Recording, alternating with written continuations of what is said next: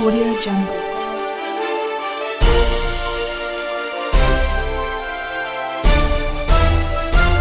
Audio Jungle.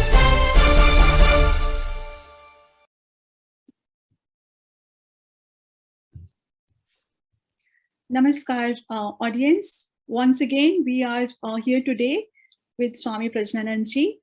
He was traveling, so we took a break. And so he's back, and we will continue to discuss the Bhagavad Gita, chapter 5 and 6 today.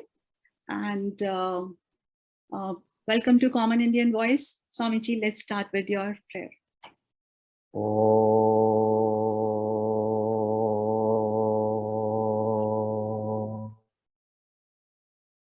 Vasudeva Sudam Devam Kamsachanuramardanam Devagi Paramanandam Krishnam Vande Jagadgurum. Om Sarvopanishado Gavo Dogda Gopalanandana Partho Valsas Sudhir Bhokta Dugdam Gidamradam Mahad. Om Tatsat. So Swamiji, this particular verse that you just said, if you can explain a little bit of the meaning of that, it's a beautiful verse. Bhagavan Krishna, Lord Krishna, he milked all the Upanishads which were like cows. He was a cowherd, you can recollect, in a cowherd family. Family of cowherds. So he milked all the Upanishads, and that milk is Bhagavad Gita. And Partha, Arjuna, was like the calf which facilitated that milking. And then those who are not familiar with the concept of cow and calf, because these days only dairies are there. So the calf will suck a little at the udder, then the cow will release the milk, and then the milkman takes the first drop, and after that he will not take. He leaves it for the calf. That way they are fed. So Arjuna is the calf, and the milk which is excess after Arjuna has drank, that is distributed among the wise people. Sudhir Bhokta. Oh, That's beautiful. that is the name. It's a very beautiful meaning. So Swamiji, we had finished, I think chapter 4 we did completely. And then if you could tell us a little bit about chapter 5. Chapter 5 is about sannyasa, karma sannyasa, that is jnana yoga, nivritti. In Vedas, there are two paths, pravritti, nivritti. Pravritti is like waking up, nivritti is like going to sleep. You are alive, but somehow you don't assert your senses of knowledge and other body functions at that time. So it is also, nivritti is also called a jagrata sushupti. This comes by practice. So first the theory, then the practical. That is the way 5th and 6th chapter operates. First, the theory is taught in the classroom. So in 5th chapter, Arjuna naturally asks, you are interchangingly praising Karma Yoga sometime, and then you are praising Nivritti Marga, Jnana Yoga also. So the path of knowledge is praised sometimes, sometimes path of action. I am confused, which is the best. So the best is which is suitable to each and every one. Each of us have a different composition of gunas, sattva, raja, tama. Each of us are in a different time sphere in the creation. So all these factors Even though we may be in the same calendar day and the same time by the clock, we are in a different time sphere, all of us. All of us have what is called time space, one packet. In that packet, our existence is there. So time, space, and me here and now. This is the point of existence. Now, when someone totally draws from the outer world, even from the bodily existence, only to that point, here, me, now and here. When that comes, some say it becomes me, nowhere. Now and here becomes W shifts to H. So it becomes nowhere, means it vanishes. That is the truth. The so-called personality, which seems to be acting in an outer world, is not a reality. It is an illusion. Suppose we have a name. We will say we are that word. That word, it has no relation to our existence. No organs correspond to such a word. So what is it that we call our name? Our name. Total being is represented by that name. If somebody even from a distance says something about it and we hear it about it indirectly, we may get angry. Somebody said about me like that. He told only that word. He did not point at you or he did not touch the body. Nothing happened. So what is that word name? So similarly, many other things are there connected with the personality, which constitute the personality. Relations. Relations, we think we have a relation with this and that. We are friends with so and so. And within a week or month, we say, oh, he is not a good person, or he or she is not a good person. So our friendship is over, broken. Similarly with everything. So these possessions, we think we possess anything. Can anything go into us except for food and water? So what nature gives everybody, only that we can receive by ourselves into the body, so-called body, which is ours. These animals and plants can do. But is all these possessions, properties, wealth, can they go inside? Can they help us in any way? We think they help us. We go to a doctor when we are sick. That is the worst case scenario. Or we may go for an admission. We think we got admission by money.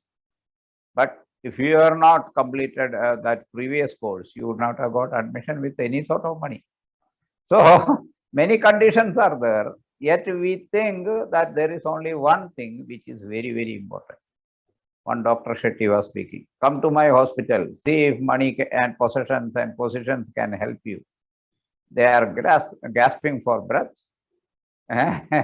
crying, save me, save me. Nothing can save them. So he was some cancer specialist. So what I am saying is, many illusionary things are there in so-called personality and the world, which we don't realize. So by realizing that, the wise one, he withdraws. He withdraws into his own existence and then search, explore his inner being. Explore the inner being is nivritti, exploring it is not inactivity. It is inactivity for the outside world, for those who perceive through senses of knowledge. But for those who know the Jnana Marga, they know that it is exploring the self.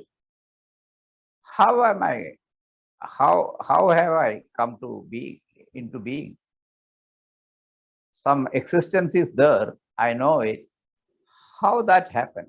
Am I the body? Am I mind? Am I intelligence? Am I memories? Am I anything that is created by memories, which we called yesterday and tomorrow?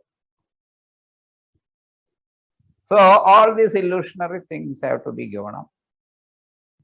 That I am that and I am this. Then only what I am really in essence, that can be known. So the Jnana Yogi is very, very interested in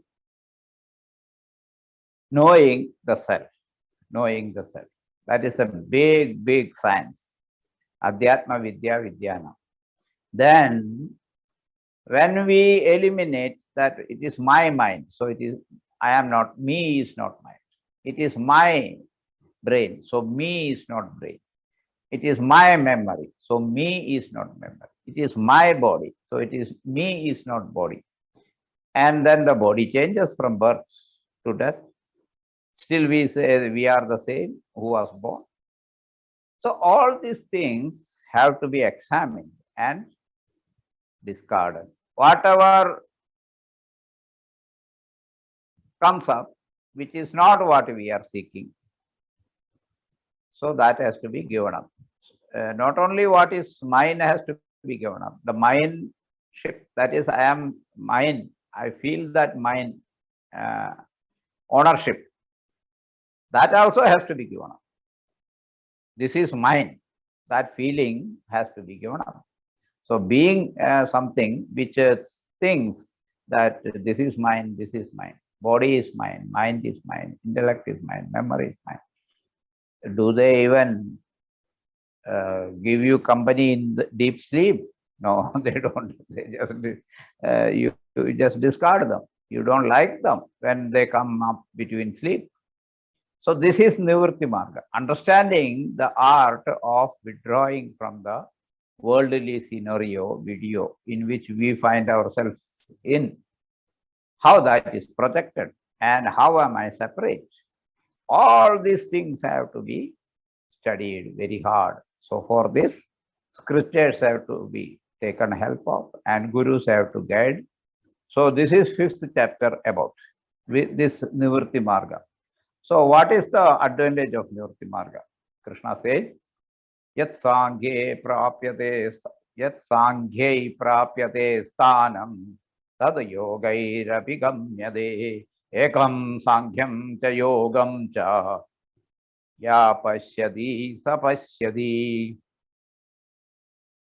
Sankhya, this Nivritti Marga and Pravritti Marga, both are the same. In the second line, Lord says, only those who understand both as both are same, they only understand. They are the wise ones. Whatever is attained by Karma Yoga, it can be attained by Sankhya Yoga also. And the reverse is also true. Whatever can be attained by Sankhya Yoga, Yat Sankhya Prapyate Sthanam Tad Yogairabhigamyate. So the converse is also true. Like in mathematics, A equal to B, then B equal to A.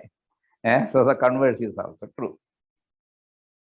But this withdrawal, Nivritti Marga, is a tougher one. Pravritti is what we are. In ignorance also there is pravritti.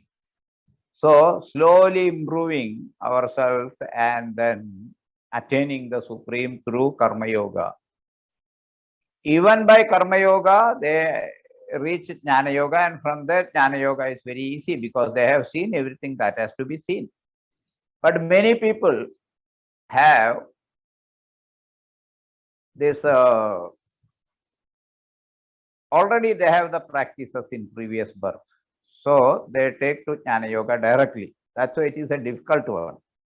It is attained through many births. Karma Yoga is the Manushya Janma, human birth is for karma. Only humans can do karma, others are just acting as per nature's instincts. But man can think and do what he wants and don't do what he don't want. So human birth is for karma, and then, but then Lord praises the Jnana Yogi that even if he acts, he is just acting. He is not doing. He has no sense of doership. Naham karta, he says, I am not the doer. I am not doing anything. Then what is happening? Whatever is happening, like seeing and hearing and breathing or digesting, everything, it is just the body acting by itself. I don't have to tell it.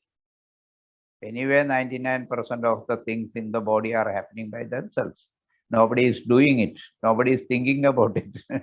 So I am not doing it, he says. I have grown up. How did you grow? Did you have a plan? No, nothing. It just happened.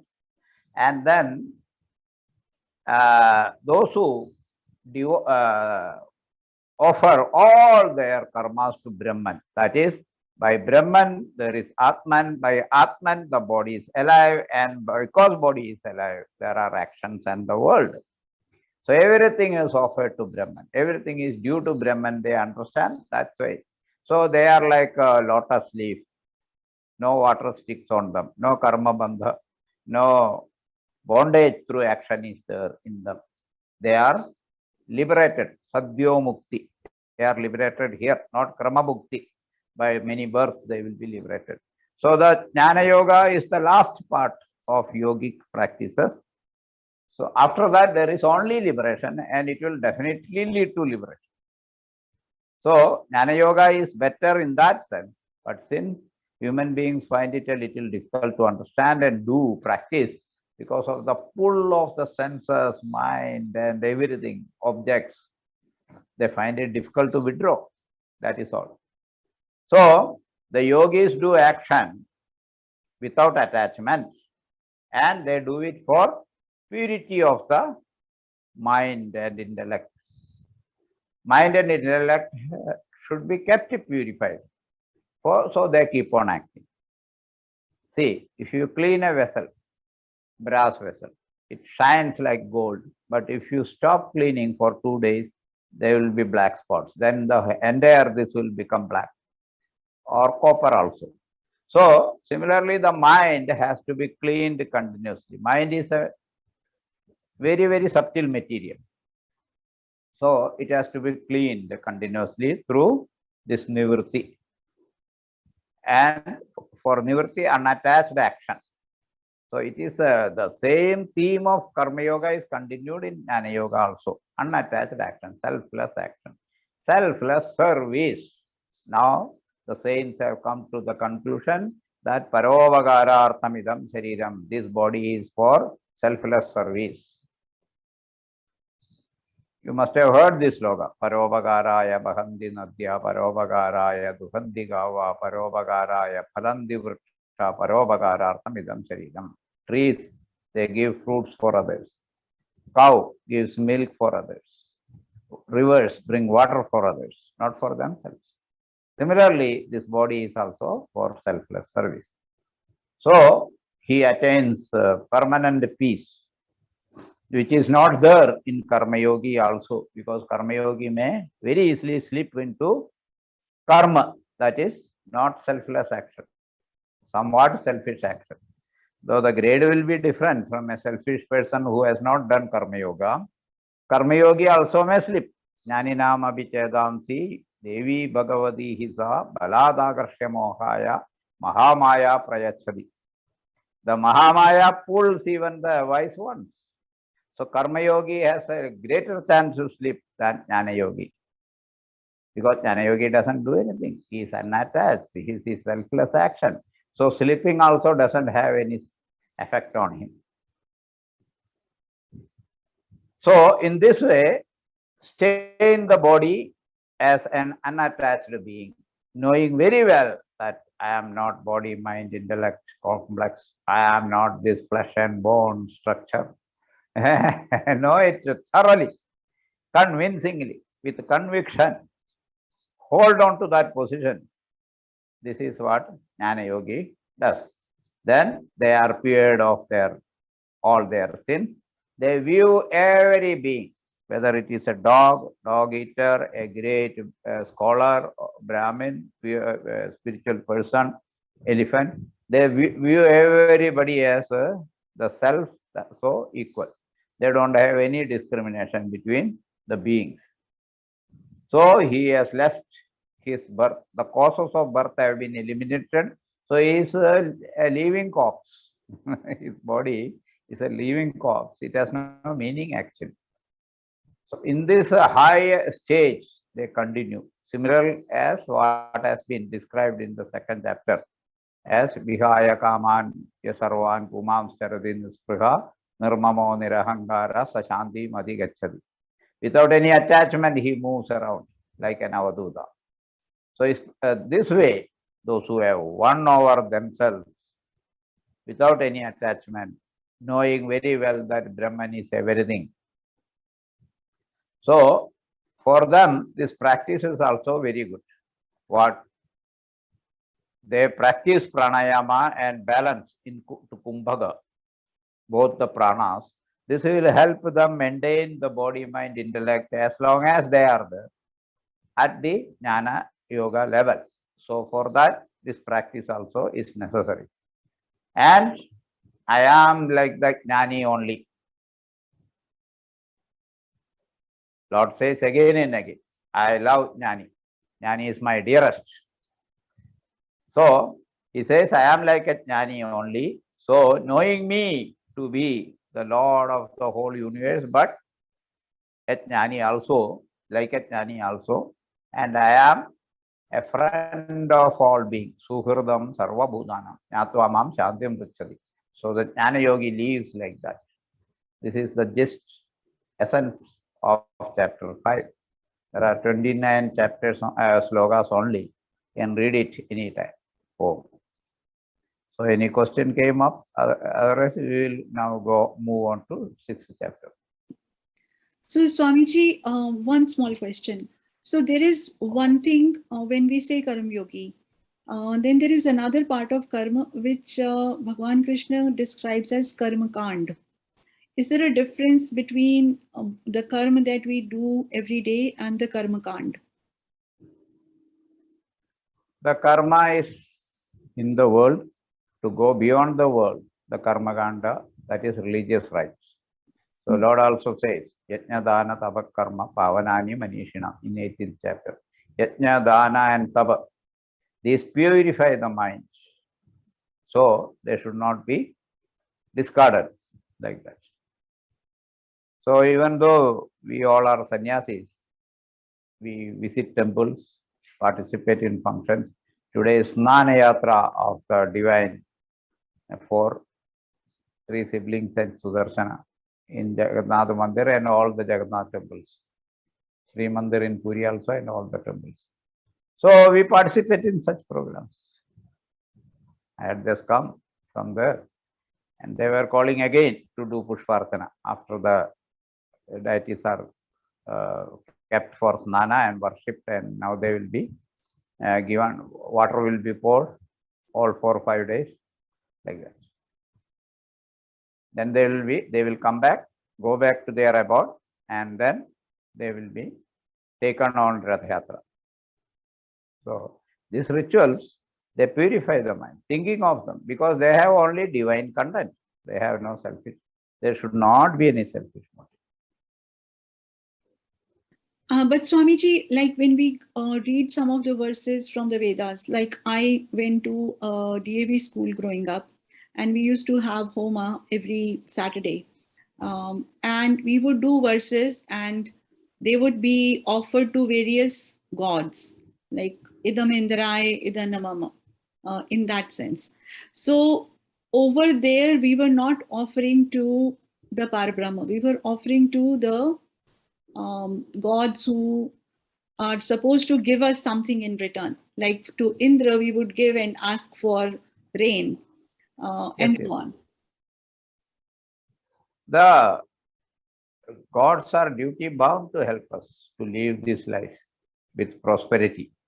Devan bhavayatanena te deva bhavayanduva. Parasparam bhavayanda shreyaparam avapsada. In 3rd chapter we had seen, you worship gods and gods will offer you all the things which you need. But ensure that you share it with others. Now what is happening is we are not sharing with others. Since people have discovered so-called home, all things are stored, hoarded unnecessarily. When somebody gave a call, give all the sarees which we are not using but are in very good condition. We will distribute among the poor. So in each house there were 50, 60 such garments. So this hoarding habit only human beings have. Others are very happily living without taking anything, almost anything from. They are taking nothing from the nature almost. Even if they are taking, like if some bird eats a fruit, then he will, she or he will help in pollination and all those things. Even the small butterflies and small worms do all these things. Even the microbes, they make the soil fertile, even if they take anything from. But what about human beings? So these actions should be selfless. Selfless meaning gods will give you whatever gods have given, you share it with others. You look for people who will need it.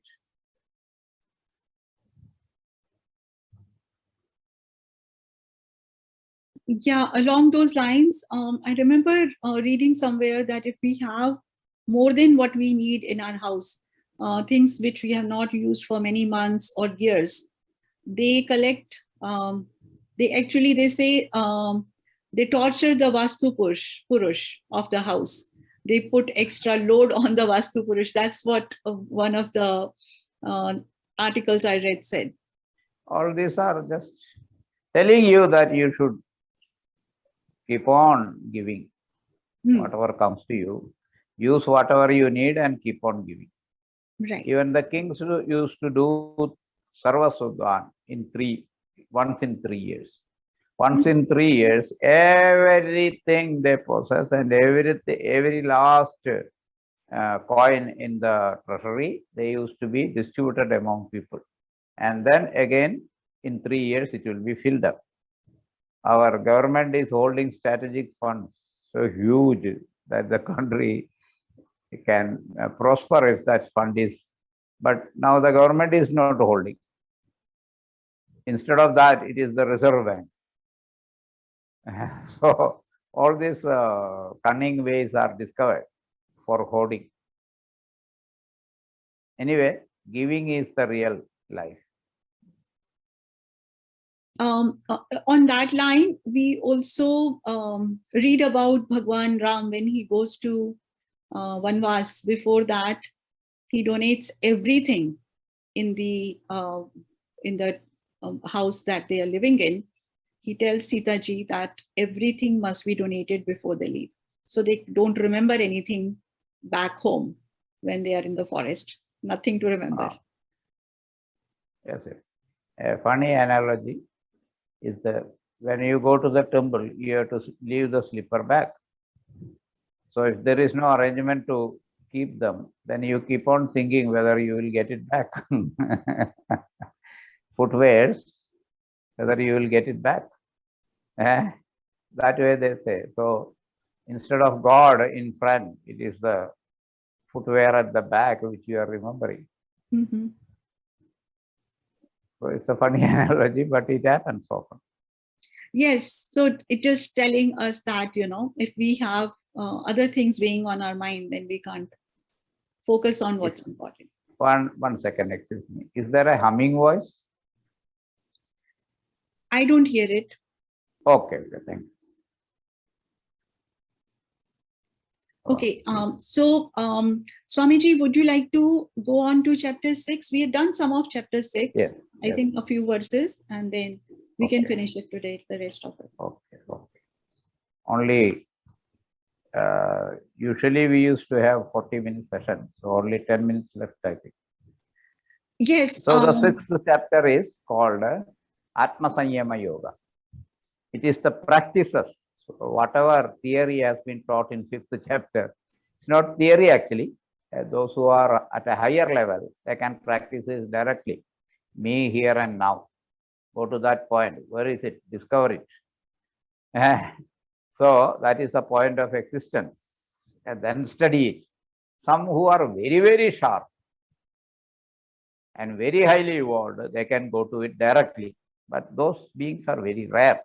So the next level is to do practices, how to meditate, withdrawing, how to do it.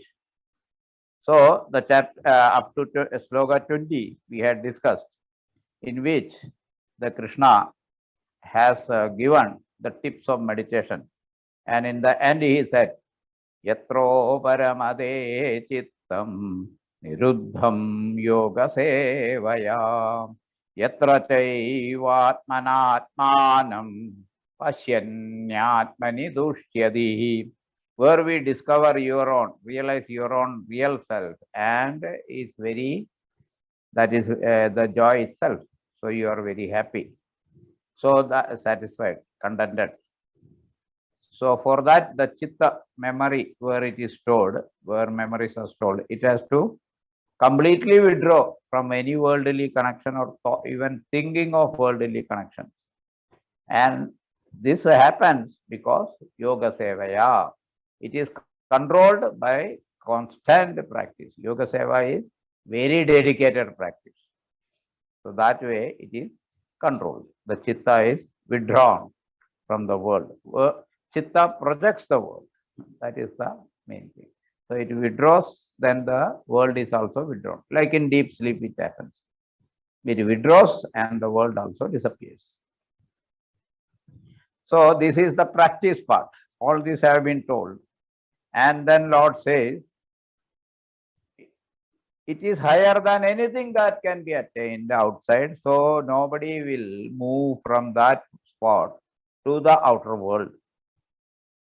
They will just stay there without any yasmin sthido na dukkhena guruna vivichalyate. Even the biggest sorrow, tragedy cannot pull them away from that side. One said, Jnani was there, he had 5-6 children, and then one child, and he was bitten by a snake, and he died, that child. Then that Jnani was arranging everything without dropping a single tear. Then his wife asked, she was wailing, weeping, and all those sort of things which are done. She was really very, that tragedy struck her very hard. So she asked, what is your heart made of stone? You are not even shedding a drop of tear for the only child that we have lost. Then he told, yesterday night when I was sleeping, I have some woman in which we both were, some other wife was there, and I had 6 children. Then suddenly a flash flood came and they were all washed away. I lost my house, cows, wife, children, possessions, everything in a flash. So I wailed loudly, oh Lord, what is this? What a tragedy. And then I woke up and I saw that only you were there snoring. Nothing else was there. So then I thought, what is this? So should I weep for those, weep and wail for those 6 children and wife which I lost yesterday night, or for the one child which I lost today morning? So it is an extended dream. For Jnanis, it is an extended dream. They are not moved by the biggest tragedy. So this moving away from a state of mind which can have sorrow, moving away from a level of mind which can cause sorrow, we have to rise to the higher level. And that is done by this dhyana meditation. Totally any desirous action will be discarded by the jnani. This original is desire, discard it. Won't do it. It will cause me harm. Like that. The desire will also increase and the satisfaction will decrease. That is what happens second time. See, you get 1 laddu, you are happy. The second laddu is given, you are less happy. A 5th laddu is given, you are in trouble. Oh, how can I eat 5 laddus? So this way, there is a diminishing returns from the actions. So the jnani, knowing all these things attached with the karma, he withdraws from that. Then any question? This is the 25th sloka, after 25th. So if the mind moves away from that ideal state, then again say, come back, come back, come back. Don't go there, don't go there, come back like a child, pull it back. That is the technique. Atmanyeva vasham yado yado nischaradi manaschanjalam astiram. This unstable mind, as it moves out again, then tadastado niyametak, then again got it back. Atmanya, niyama is angush, God, God, God. And it is pulled back by that. Oh, so next, any question? So Swamiji, about this withdrawing of the mind so like you have given us the very extreme example of losing a child and not grieving. But we can start with small things like losing, say, sometimes a pocket is picked and we lose our wallet and we are very, very unhappy that, okay, so many rupees were there. Instead, if we start thinking in small terms like, okay, somebody really needed that money and now they have it and the money belonged to God anyway. So it is now with them. So small things like that maybe can help us along. Do you think that's a good way to go about it? Dana, this is not mine, so give it up. Dana, donations is the method to do it. Don't accumulate much wealth, not more than what you require for, all right, for 1 month, 1 year, not more than that. One saint was saying, one person met me very, very unhappy. Maharaj, please save me. You know, what is to save you? You have so much wealth, you have so big family, so many people are there working under you. What do you require now? What is there to save you? What are you? No, I calculated that my 7th generation may not be able to live happily. So save me.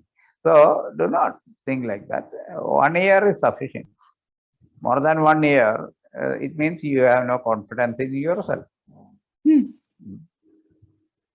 Yeah, like for example, we have that quote in Sanskrit which says it's something about dhan sanchaya. No, in Hindi only. Putaka pututo kyun dhan sanchay, putasa pututo kyun dhan sanchay. Like people generally accumulate for children. So that sums it up, that if you have good children, they will earn for themselves. And if they don't, if they're not good, then why are you saving money for them anyway? So small things, our ancestors have given us a lot of, I think, a lot of nice pearls of wisdom that has to be written down and practiced out. Yes. You practice one thing, you gain a lot. You gain a connection with all other good thoughts. One good thought will connect you with all the good thoughts. And you then slowly, all the good thoughts of the world will come to you if you have this good thought level. But once you are thinking about bad things, then they also come in groups. And they bring from their far neighbors also, they bring far away also, from far away also, they bring their like ones. So whatever is bad in, we sit in India and think about bad things in America and think that, oh, we must be there. So these are the nature of bad people. Good people, they also think there must be good people there. I will go and meet them, satsang. They like satsang. So this means the level of our being. It will help us to maintain a higher lifestyle. Practice it. Whatever we think, we hear, we have to do it. In the world, to go inside, to withdraw, whatever has to be, whatever is being taught, it has to be practiced. So Arjuna asked, it is very difficult to control mind. By abhyasa, by practice, and by discarding, withdrawal, you can control the mind. So just do it. That is the thing. So what you said about one good quality bringing others with it, and then one bad quality also bringing others with it. I think when we were little kids, we had read some story about Indra and Bali. When Raja Bali became famous, the grandson of Prahlad, he had one good quality, that he would donate everything. He was a Danveer. And Indra had one bad quality, he told a lie. So all Sadgunas left him and they all went to Bali. So Bali became great and Indra became Deen. That's a story we read as little children. And we found it very, it felt very unfair, but now I can understand what it means. So I think we must conclude today. Yes, Swamiji, it is time to conclude. Om Purnamadah Purnamidam Purnat Purnamudachyate Purnasya Purnamadaya Purnameva Vashishyate. Om Sarve Bhavantu Sukhinah Sarve Santu Niramayah Sarve Bhadrani Pashyantu Ma Kaschid Dukkha Bhag Bhavet. Om Shanti Shanti Shanti. Hari Om. Om Tat Sat. Dhanyavad Swamiji. All the viewers, please, if you like what you saw today, leave your questions for Swamiji. He will definitely answer. And please like and subscribe to Common Indian Voice. See you next week. Jai Shri Krishna.